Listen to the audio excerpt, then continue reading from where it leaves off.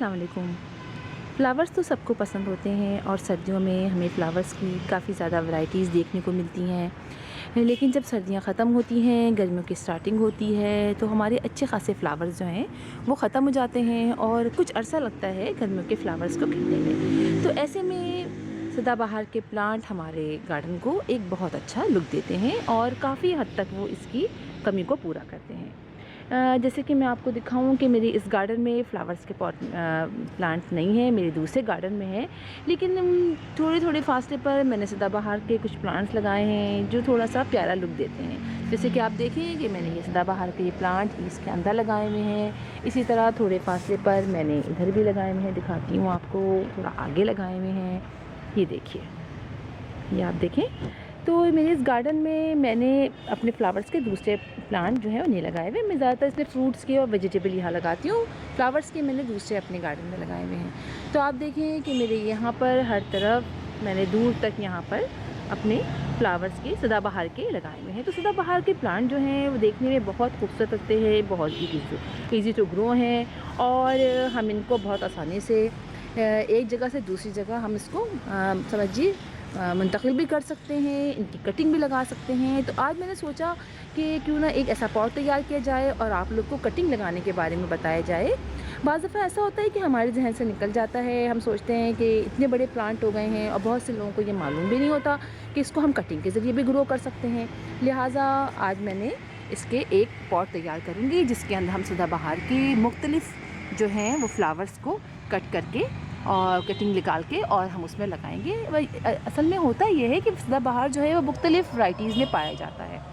तो कुछ अरसे बाद जो है वो हमारे जो फ्लावर जो हैं वो काफ़ी लंबे, हालांकि मैं अपने बहुत कट करती हूँ, लेकिन थोड़े थोड़े अरसे बाद आप देखिए ये कितने लंबे हो जाते हैं और लेगी टाइप के हो जाते हैं। तो हमें उनको ऊपर से कट करना पड़ता है। अब आप देखें यहाँ से ये निकले हैं यहाँ से और ये इतना ऊँचा हो गया है, अब मुझे लाजमी इसको कट करना पड़ेगा। तो करना ये होगा कि हम इस फ्लावर को ऊपर से थोड़े से कट करेंगे और उसको दूसरे पॉट में लगाएंगे। तो मैं पॉट लेकर आई थी, मैंने यहाँ पर इस पॉट को रख दिया था। तो चलिए देखें, ये है हमारे पास एक पॉट जिसके अंदर जो है मैंने जो है अपने गार्डन की मिट्टी रखी है और कोई मिट्टी मैंने नहीं ली है। जो गार्डन में हमारी ज़मीन की मिट्टी है, इसमें थोड़ी बहुत मेरे ख्याल है गोबर की खाद होगी, बाकी तो और कुछ भी नहीं है।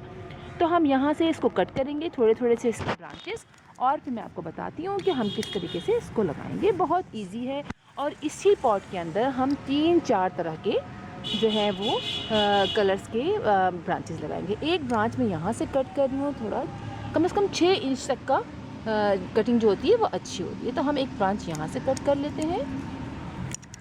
कट करके इसको मैं यहाँ रख लेती हूँ और एक और कट करती हूँ। ये तो मैंने वाइट वाली कर लिया, अब मैं ये पर्पल वाली करती हूँ। जो पर्पल वाली है ना, इसको भी मैं यहाँ से कट कर देती हूँ, यहाँ से उठा लेती हूँ इसको।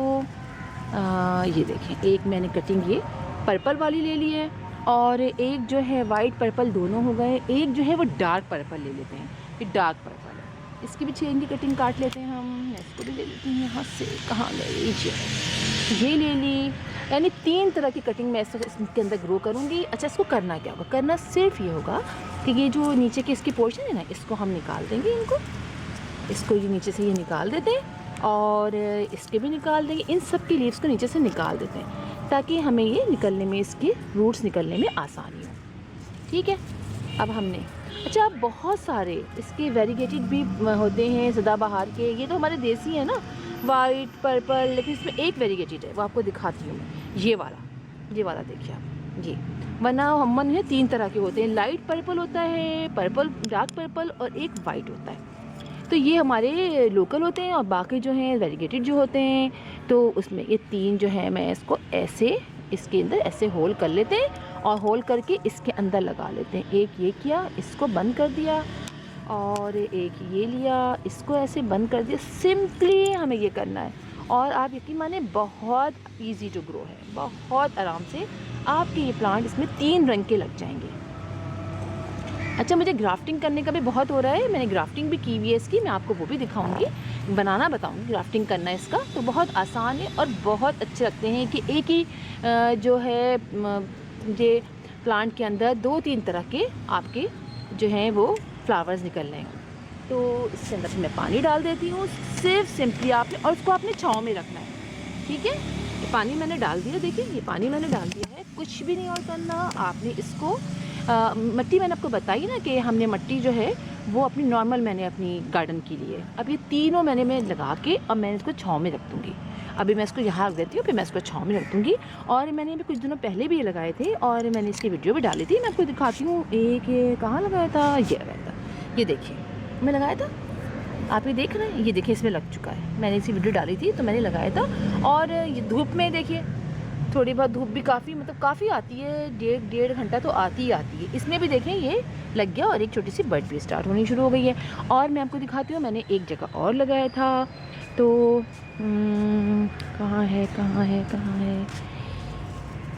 कहाँ चले गए? अच्छा हाँ, ये देखिए मैं आपको अभी दिखाती हूँ। मैंने पीछे की तरफ रख दिया था, देखिए ये देखिए, आप देख रहे हैं आप, ये मैंने इसके अंदर लगाए थे।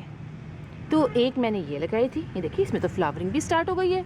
एक मैंने ये काट किसी तरह लगाया था, ये लग चुकी है।